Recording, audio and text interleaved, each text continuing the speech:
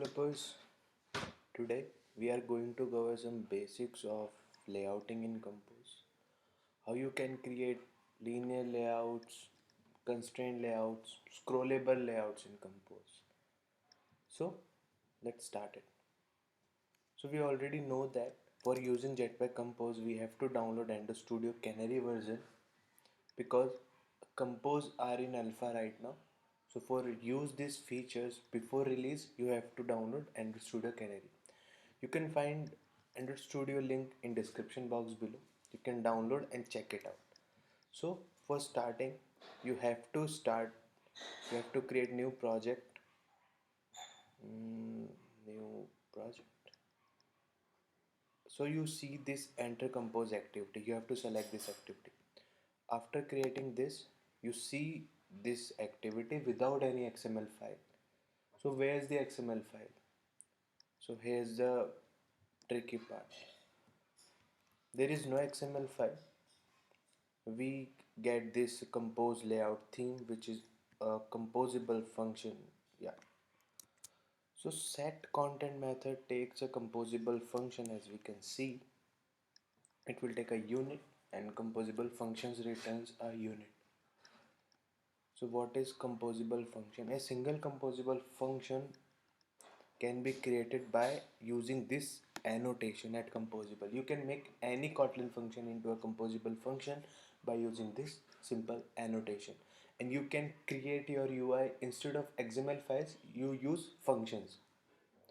So why Google trying to make this approach for us? Because when you use functions, the functions are made to use your code repeatedly. You can use a single line of code at many times in your code by calling a single function. So this simple approach gives you a tremendous power of creating hardest or complicated UI in Android.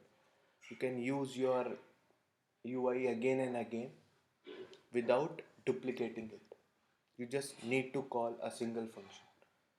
So let's start. So first we have to look, there are three types of layouts in Compose. First is row for arrange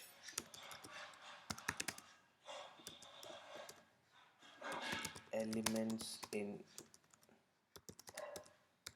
horizontal order, and second one is column for arrange elements in vertical order, and the third one is Compose also supports, like Flutter doesn't support any type of constraint layout, but in Android constraint layout is very important, so Compose also supports it. Constraint layout, in which you can constrain one compose to another, like how you want your composable to align in a single. And also we have boxes. What is boxes? The boxes are similar to a single UI element like frame layout. And so first let's start with row. So for creating a composable function, you don't need to do a rocket science. You just need to write a function in Kotlin and annotate it with a composable. And you also see that there is a preview on right side of my screen. For getting this preview, you just only need to use at preview annotation on your composable function. Okay, so let's start. For using a row, you have to write a row. This is the common syntax of any composable function. You find this parenthesis. This parenthesis defines the content of this composable function. You can also specify content by writing content into it, and like you then you have to remove this parenthesis. There are two ways of declaring a compose, but the most common way is like functional approach. We are creating a row and it's similar to creating a lambda for it. Okay, so rows, columns have some properties. We can view that properties by using command P in Mac and control P in Windows. So you can see the suggestions, like it takes the modifiers. Modifiers are the powerful tool in Compose. You can use modifiers to change backgrounds, to change the shape of layout, to make it clickable, to make padding, to make margin, and many more. So modifiers are available with every compose functions. Modifiers are the first parameter of any composable function. So after modifier we see that horizontal arrangement. What is this? So horizontal arrangement is like how you want to arrange your elements horizontally. There are many options, like you want to make them center, you want to make them space around, you want to make them space evenly, you want to make them start. So this arrangement functions is very powerful. You don't need to specify, like it's similar to the gravity in Android XML systems. So I using space center. And you also have another, like what is vertical alignment. What is vertical alignment? How you want to make your elements on vertical row, because a row is used to order elements horizontally, but it also ordered the element in vertical direction. In Flutter language we called it cross axis alignment. So you can also specify this by using alignment. Alignment, alignment dot to center vertically. How you want to make them top, bottom. So by using this you can create many things like incomposable. So also we have some more options there. Control P. Yep, we have only four options. First is modifier, second is alignment, and third one is row scope. So the elements, you can use for loop inside a composable function for create elements dynamically. Let's say I want to create 10 text elements. Just we are creating in recycler view. So I just write and return a text around this widget. So what it does, hello to row element, and you can specify values inside a string by using this dollar sign. So when we run this project, make sure you have, yeah, so it will take some time, depends on your configuration.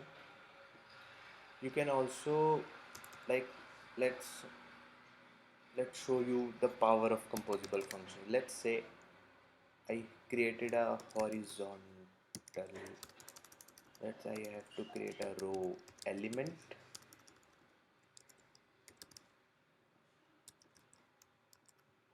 which will take nothing, and it is also a composable function. How you can use your UI elements repeatedly without worrying about duplicating of it. Yes, let's see, this is our element, because the available space is only for the four elements, so it takes only four elements. You can also make a row scrollable by assigning a modifier dot scrollable property. So yep, we're done with this part. We created a horizontal alignment. Let's see the power of compose. Let's return something more complex. So we are using a row inside a row, and we use icon. How to use icons in compose? Icons takes two parameters. Like first one is the bitmap. You are already familiar with bitmap if you are working with Android. And it also takes painter parameter. What is painter? Painter is nothing. You can use your own resources by calling the resource painter. Yeah, we are using some like image vector functions. So icons, you can You can browse all the icons like default dot. There are many icons like search, refresh, play. We are using this person icon here, and the second one is content description. So it is like I am passing.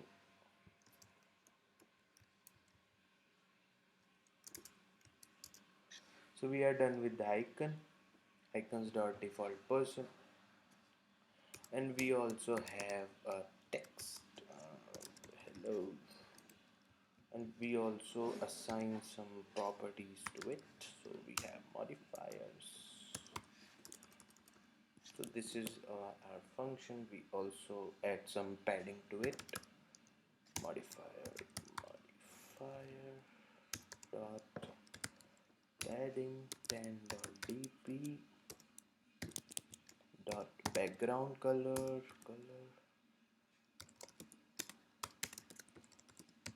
dot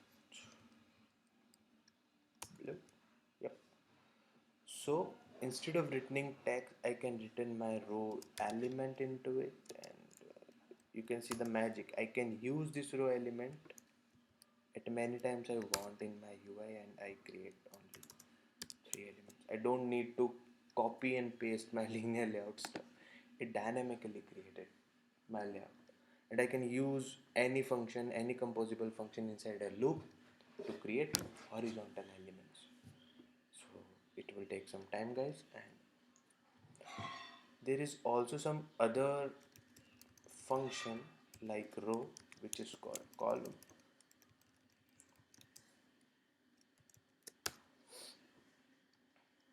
Yeah, let's see. This is our UI. We created this complex layout in just 3 lines of code. This is the power of composable, and that's why you as an Android developer need to learn about compose, because you can create complex UIs in just a single amount of time.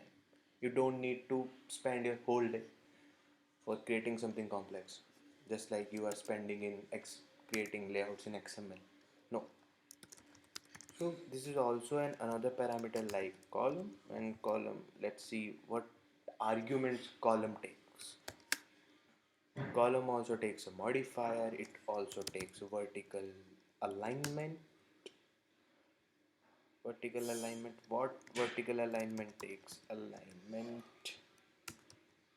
Oh, alignment dot. So for assigning vertical alignment, we just like the parameters which are written in alignment dot vertical, we only able to assign them. If I assign alignment dot horizontal, it will not take. So please make sure before assigning anything like center vertically.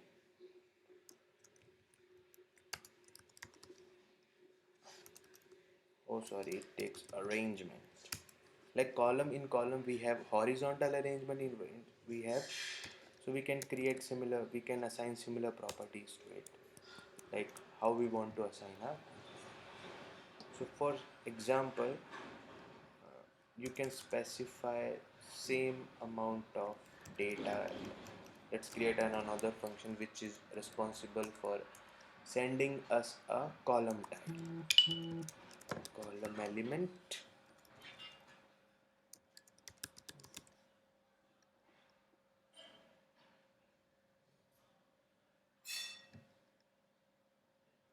Okay, so instead of blue we are writing yellow, and instead of person we are returning settings icon.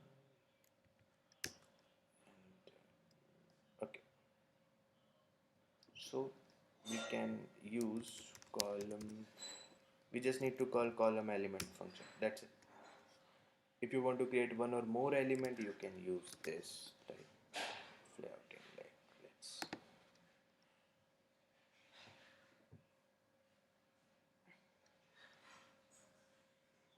it will take some time, guys, to refresh my layout. Like let's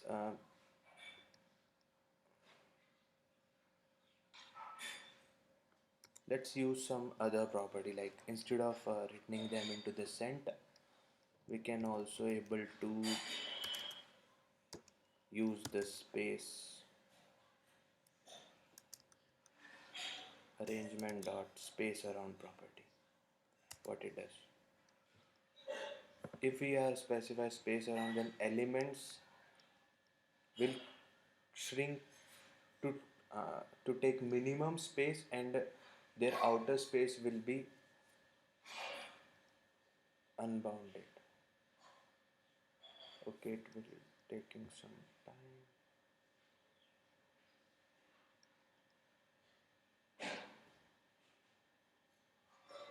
Column example, we just need to call this column example function inside our default preview function for getting previewed outside our screen. So so we are done with today. We cover some basic examples, how you can use row, how you can use your own composable function inside a row, how you can create a column, and some basics about how you can arrange elements inside a column, how you can arrange elements inside row, how you use modifier functions. So it's done for today, guys, and in next video we are going to cover some basics about constraint layouts, how you can use constraint layouts in Jetpack Compose. So please make sure to subscribe this channel for future updates, and thanks developers for watching this channel. Thank you.